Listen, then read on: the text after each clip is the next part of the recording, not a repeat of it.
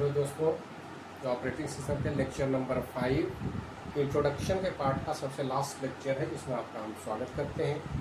आज हम लोग देखने की कोशिश करेंगे कि ऑपरेटिंग सिस्टम में अगर लेयर्ड अप्रोच की हम बात करें तो इलेक्ट्रॉनिक सर्किट या माइक्रो प्रोसेसर से लेकर के ऑपरेटिंग सिस्टम के सेल प्रोग्रामिंग तक हम लोग डिफरेंट 13 लेयर में इसको डिवाइड करते हैं। इसमें सबसे पहले आप अगर देखें तो लेयर नंबर 1 की बात होगी। लेयर नंबर 1 में हम इलेक्ट्रॉनिक सर्किट की बात करते हैं। इलेक्ट्रॉनिक सर्किट कहने का मतलब मदरबोर्ड पर लगाए गए वो सारे सर्किट या मेमोरी चिप। इलेक्ट्रॉनिक सर्किट कहने का सीधा मतलब है कि जो इलेक्ट्रॉनिक सिग्नल को प्रोसेस करता है, चाहे वो एनालॉग सिग्नल हो, डिजिटल सिग्नल हो, और उस सिग्नल की प्रोसेसिंग में जो इस्तेमाल किया जाएगा कंपोनेंट, उसको हम इलेक्ट्रॉनिक सर्किट का नाम दे रहे हैं। इसमें इलेक्ट्रॉनिक चिप की बात करें तो स्मार्ट और डम चिप की बात होती है। जैसा कि हम जानते हैं कि एक माइक्रो प्रोसेसर मदरबोर्ड की अगर हम बात करें, इस मदरबोर्ड पर दो चिप होते हैं। एक होता है smart chip. Smart chip means programmable chip.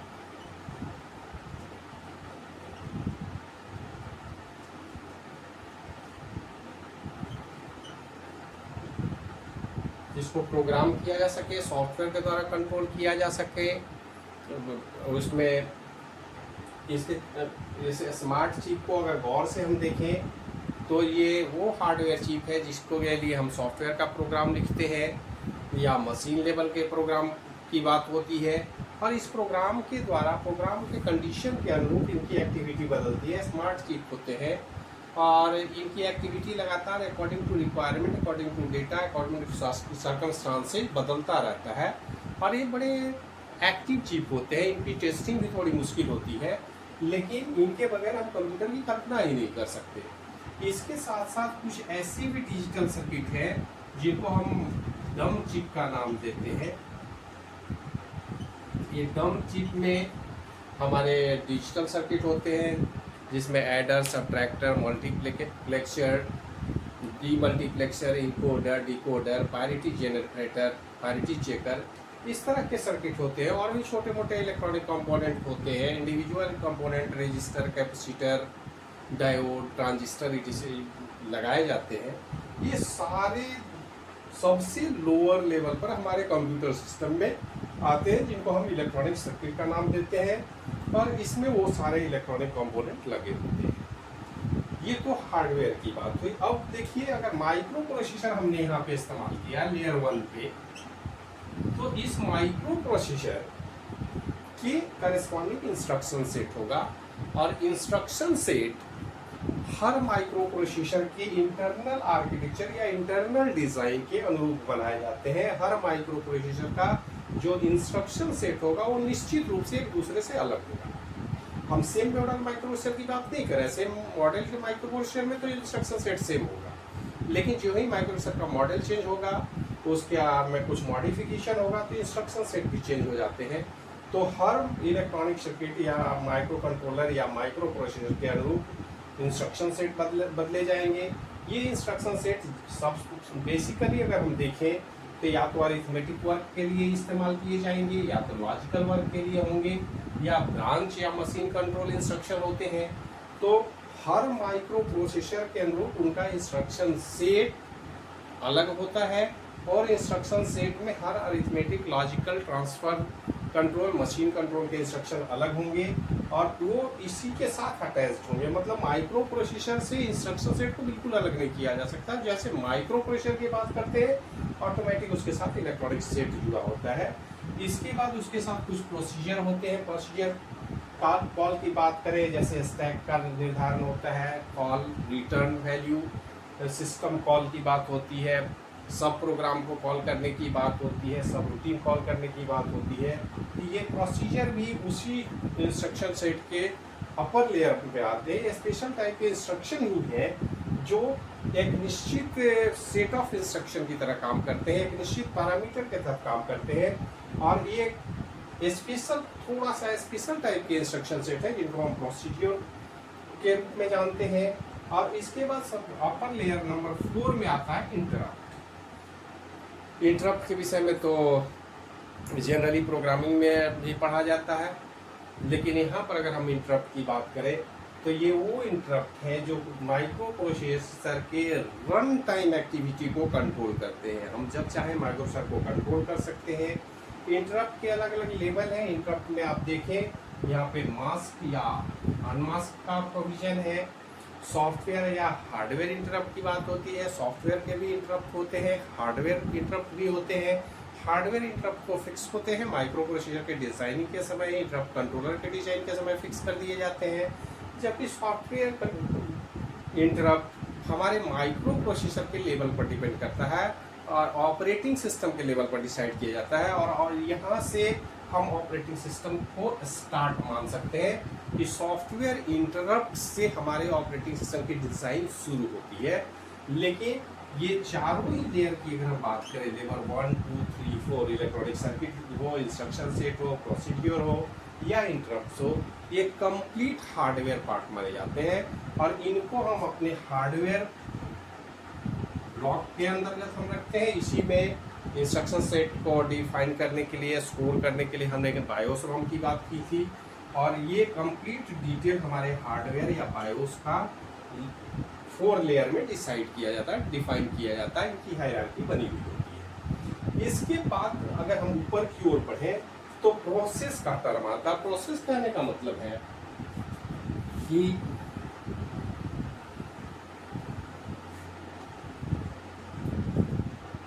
कोई भी प्रोग्राम अगर रन करते हैं, मान लेते हैं हम MS वर्ड एक प्रोग्राम रन करते हैं, तो MS वर्ड में कोई फाइल हम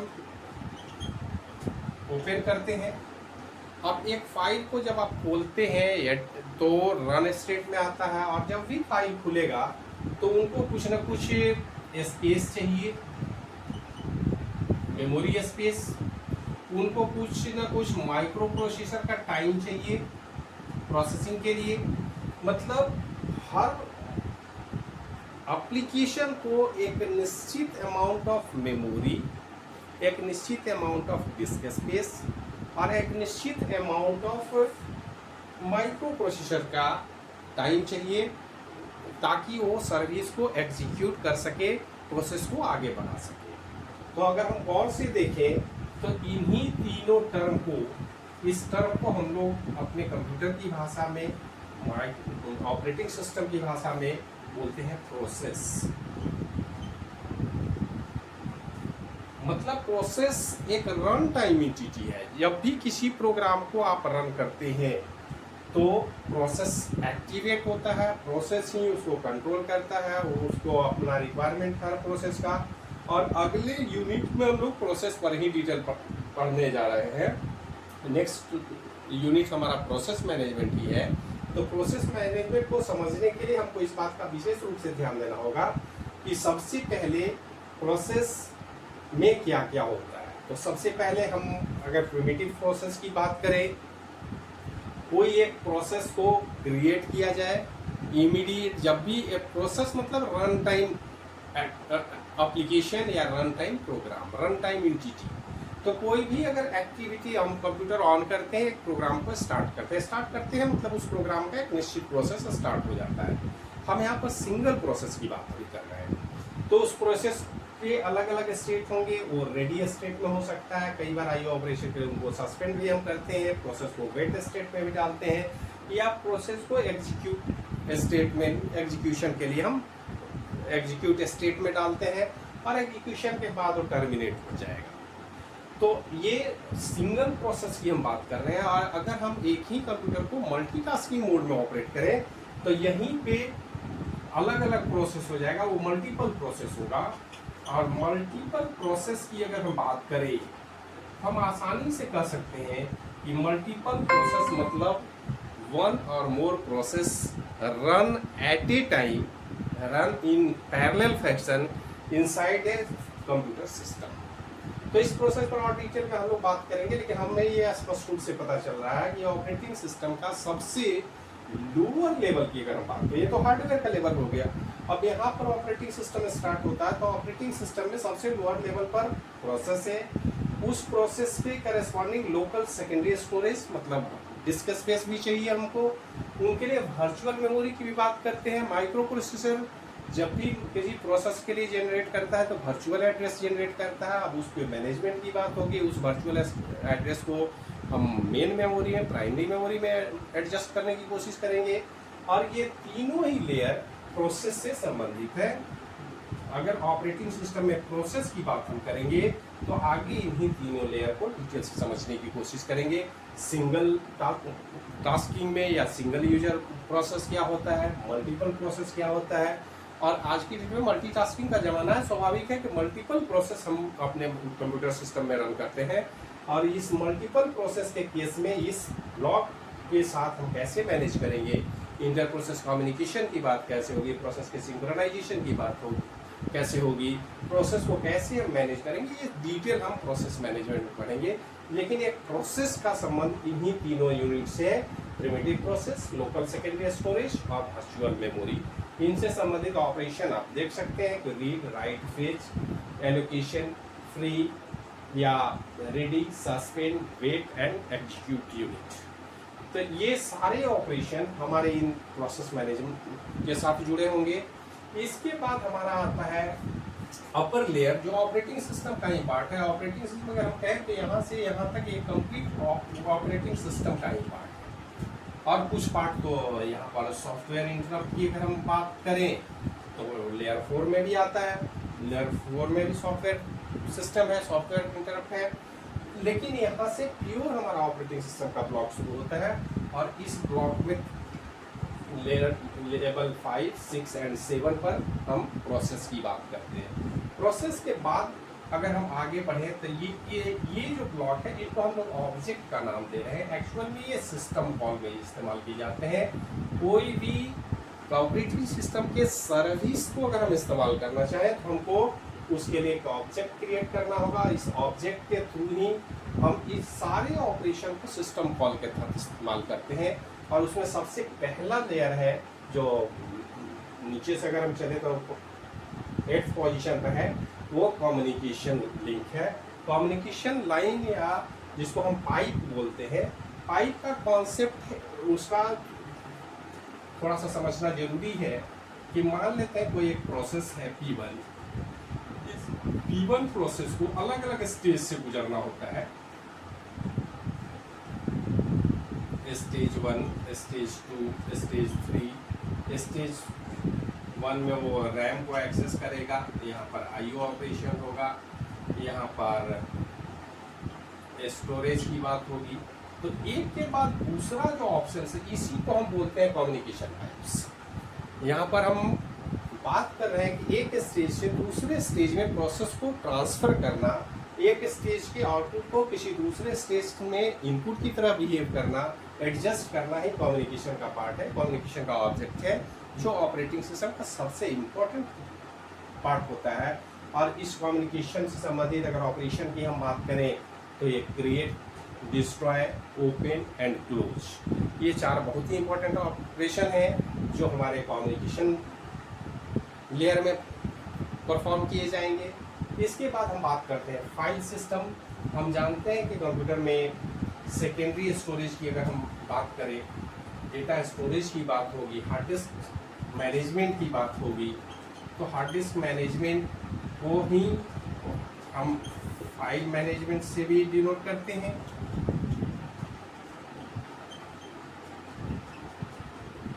तो ये फाइल मैनेजर संबंधित जितना भी काम है ये फाइल सिस्टम मैनेजर है। और फाइल सिस्टम में read, right, open and close operation यहाँ भी परफॉर्म किए जाएंगे। ये फाइल सिस्टम भी एक ऑब्जेक्ट है जो ऑपरेटिंग सिस्टम का पार्ट है। ऑपरेटिंग सिस्टम, उसके बाद डिवाइस की बात हो रही है। यहाँ पर जो विशेष करके डिवाइस की हम बात करते हैं ये आईओ डिवाइस की बात हो रही है। और ये आईओ डिवाइस एक्सटर्नल है।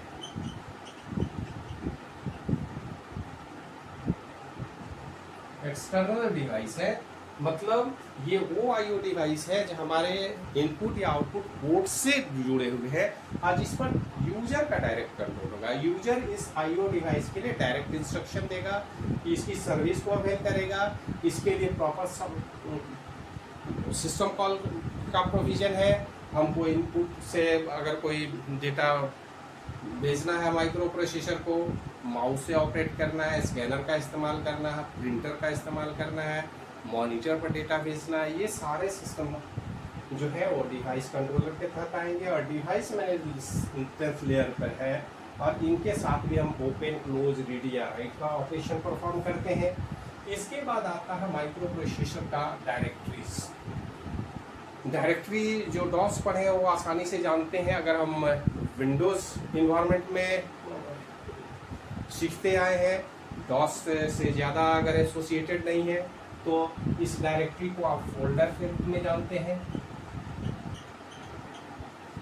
विंडो के केस में हम फोल्डर की बात करते हैं। फोल्डर भी एक तरह से डायरेक्टरी की तरह ही काम करता है, और इस फोल्डर या डायरेक्टरी को जो ऑपरेटिंग सिस्टम के डायरेक्ट कंट्रोल में होता है, और यूजर डायरेक्ट इसके लिए इस ऑब्जेक्ट को कॉल कर सकता है, इस पर परफॉर्म कर सकता है ऑपरेशन, इसको क्रिएट किया जा सकता है, डिलीट या डिस्ट्रॉय किया जा सकता है।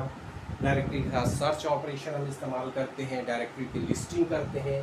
तो ये सारे ऑपरेशन यहाँ पे परफॉर्म किए जाएंगे। डायरेक्टरी के बाद आता है यूजर प्रोसेस।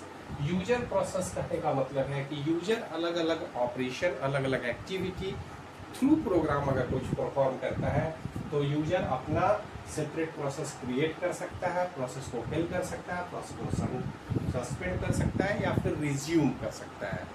तो आसानी से आप देख सकते हैं कि सबसे ऊपर 12 लेवल में यूजर प्रोसेस आता है, और जो यूजर से संबंधित ऑपरेशन को परफॉर्म करता है। और फाइनली हमारा ऑपरेटिंग सिस्टम सेल कंट्रोल में आता है, और सेल तो डायरेक्ट यूजर इंटरफेस के लिए ही बना है। इस लेवल पर user direct statement cell programming का दे सकता है, उसका कमांड दे सकता है, वहाँ पर प्रोग्राम एग्जीक्यूट किया जा सकता है। और इस तरह से फाइनली इसके बाद हम यूजर की बात करते हैं।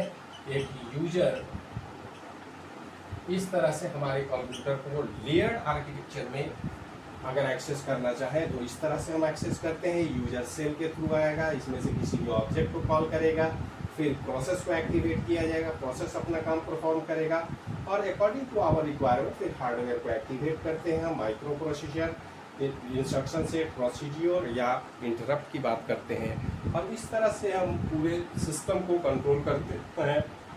आसानी से एक यूजर डायरेक्ट हार्डवेयर को कंट्रोल कर पाता है by the help of operating system, by the help of BIOS program, by the help of instruction set. और इलेक्ट्रॉनिक सर्किट तो हमारा एक्टिव और स्मार्ट टेक्नोलॉजी पर डिज़ाइन ही किया गया है, जिसके लिए हम ऑपरेट करते हैं, सिस्टम को कंट्रोल करते हैं।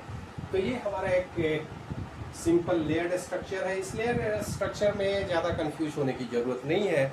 जैसा कि आप इस तरह के हायरार्की को मेमोरी के केस में पढ़े होंगे, secondary memory, primary memory, RAM, ROM, cache memory, CPU register, ठीक उसी तरह का आर्किटेक्चर है। और इस आर्किटेक्चर से आप एक तरह से बेसिकली समझ सकते हैं कि अलग अलग ऑपरेशन इस तरह से लेवल वाइज डिज़ाइन करके हम अपने हार्डवेयर और हार्डवेयर के ऊपर कंप्लीट सॉफ्टवेयर को डेवलप करते हैं। और इन सारे एक्टिविटी को, इन सारे फंक्शन को समझने के बाद आप आसानी से किसी भी ऑपरेटिंग सिस्टम के स्ट्रक्चर को समझ सकते हैं, चाहे डॉस बेस्ड स्ट्रक्चर की बात हो, विंडो बेस्ड की बात हो, यूनिक्स ऑपरेटिंग सिस्टम के स्ट्रक्चर की बात हो, तो आप आसानी से स्ट्रक्चर को समझा जा सकता है। और ऑपरेटिंग सिस्टम के स्ट्रक्चर हर बुक में दिए गए होते हैं, वो यहाँ पर हमको लगता है बना करके डिस्कस करने की ज़रूरत अभी नहीं है। ऐसे आगे जैसी ज़रूरत होगी तो फिर उस पर भी हम लोग डिस्कस करेंगे। अदरवाइज हम ये मान के चल रहे हैं कि अगर इस तरह से अगर ऑपरेटिंग सिस्टम डिज़ाइन हायरार्की अगर हम समझ लें, और इलेक्ट्रॉनिक सिस्टम से लेकर के सेल प्रोग्राम के बीच इतने भी अलग अलग लेवल स्टेज बने हुए हैं, और हर स्टेज पर कुछ न कुछ इंडिपेंडेंट काम होता है, और इन सबको मिला करके हम कंप्यूटर हार्डवेयर और ऑपरेटिंग सिस्टम के कॉम्बिनेशन को फाइनली बोलते हैं कंप्यूटर सिस्टम। और ये कंप्यूटर सिस्टम जो है